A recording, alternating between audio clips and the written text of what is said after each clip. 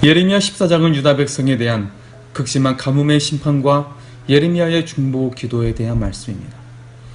하나님께서는 그 백성을 끝까지 인내하시고 기다리시고 사랑하시는 분이십니다.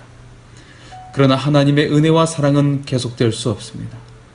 스스로 교만하여 판단하고 세상과 우상을 섬기며 하나님께로 돌아가지 않는 백성을 하나님께서도 징계를 내릴 수밖에 없는 것입니다.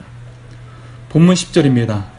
여호와께서 이 백성에게 대하여 이와 같이 말씀하시되 그들이 어그러진 길을 사랑하여 그들의 발을 멈추지 아니하므로 여호와께서 그들을 받지 아니하고 이제 그들의 죄를 기억하시고 그 죄를 벌하시리라. 여기서 중요한 단어는 이제입니다. 하나님은 먼저 은혜와 사랑의 하나님으로 유다 백성들에게 다가가시지만 그들은 거듭 죄악을 향한 발걸음을 멈추지 아니하므로 이제 하나님은 그들의 죄를 기억하시고 그 죄를 벌하시는 것입니다. 하나님께서 수없이 그들을 구원하시고자 하셨지만 회개하지 않는 유다 백성들에게 하나님은 공의의 심판을 행하기로 작정하십니다. 더 이상 봐줄 수 없는 상황임을 예레미야에게 말씀하십니다. 11절 말씀입니다. 너는 이 백성을 위하여 기도하지 말라. 그들이 금식할지라도 내가 그 부르짖음을 듣지 아니하겠고 번제와 소제를 드릴지라도 내가 그것을 받지 아니할 뿐 아니라 칼과 기근과 전염병으로 내가 그들을 멸하리라. 15장 6절에서도 나는 이제 너를 불쌍히 여기게도 지쳤다고 말씀하십니다. 더 이상 백성을 위해서 은총을 베풀어 달라고 기도하지 말라고 명하십니다.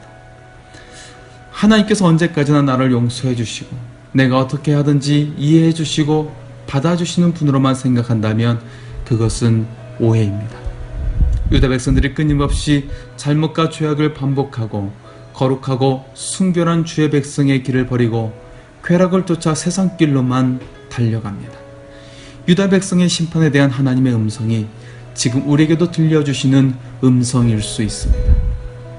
자신의 소견에 좋은 대로 살아가는 죄악된 인생들에게 주님은 더 이상 용서할 수 없으며 심판을 내릴 수밖에 없다고 말씀하십니다. 하나님의 심판은 먼저 가뭄으로 임하게 되었음을 3절에서 6절에 말씀하십니다. 그들이 당한 가뭄은 당시 농경사회에서 치명적인 재앙이었습니다. 귀족에서부터 일반 백성들과 종들, 농사꾼들, 그리고 짐승과 자연 환경에까지 가뭄은 그들의 삶과 가축, 환경에 심각한 어려움을 주었습니다. 이러한 상황에서 예레미야와 유다 백성들은 이러한 가뭄의 재앙이 결코 우연하게 일어난 것이 아님을 알고 하나님께 이렇게 기도합니다. 여호와여, 우리의 죄악이 우리에게 대하여 증언할지라도 주는 주의 이름을 위하여 일하소서. 우리의 타락함이 많으니이다. 우리가 주께 범죄하였나이다. 이스라엘의 소망이시오 고난 때의 구원자시오. 어찌하여 이 땅에서 거류하는 자같이 하룻밤을 유숙하는 나그네같이 하시나이까. 어찌하여 놀란 자 같으시며 구원하지 못하는 용사 같으시니이까.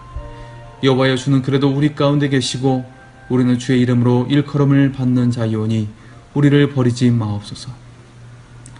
극심한 가뭄 속에서 예레미야는 하나님께 고백합니다. 주님, 우리가 범죄하였습니다. 우리가 타락함으로 말미암아 이러한 재앙이 우리에게 미쳤습니다. 우리를 버리지 말아 주십시오. 우리는 주의 선민으로 불리는 백성이 아닙니까? 버려두지 마십시오. 예레미야의 눈물의 탄원을 듣고서도 하나님은 심판의 뜻을 돌이키지 않으십니다. 이때 예레미야는 13절에 하나님께 묻습니다. 하나님, 어떤 선지자들은 주님의 말씀이라고 하면서 너희가 칼을 보지 아니하겠고 기근은 너에게 이르지 아니할 것이라 하나님이 너에게 확실한 평강을 주리라고 예언을 합니다. 전쟁이 일어나지 않을 것이다. 기근이 오지 않을 것이다.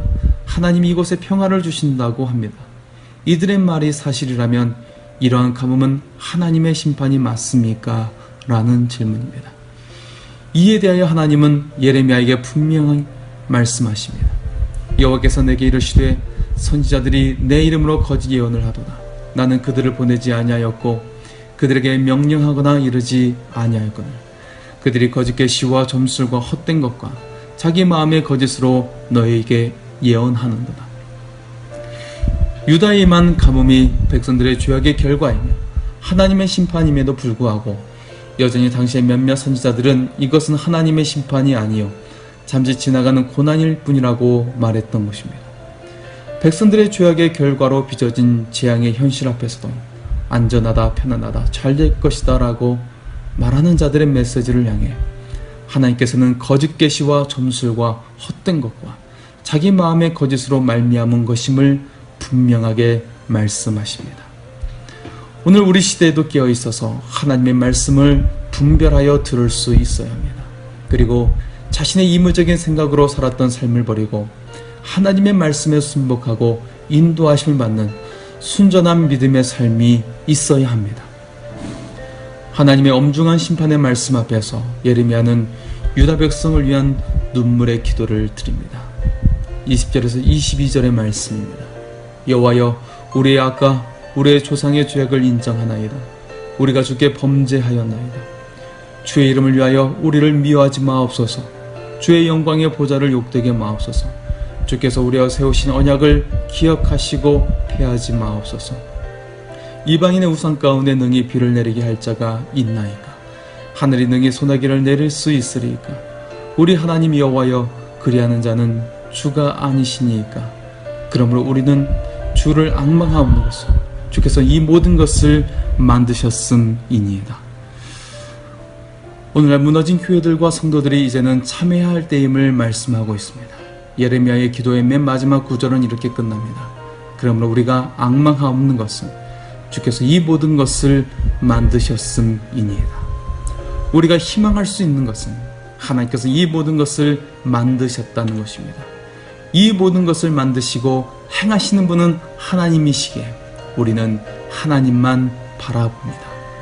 이 시간 주님만을 바라볼 수 있기를 원합니다. 가정과 사회, 직장과 학교의 현실을 자복하며 참여할 수 있기를 원합니다. 하나님의 은혜의 손길이 함께 하시기를 소원합니다.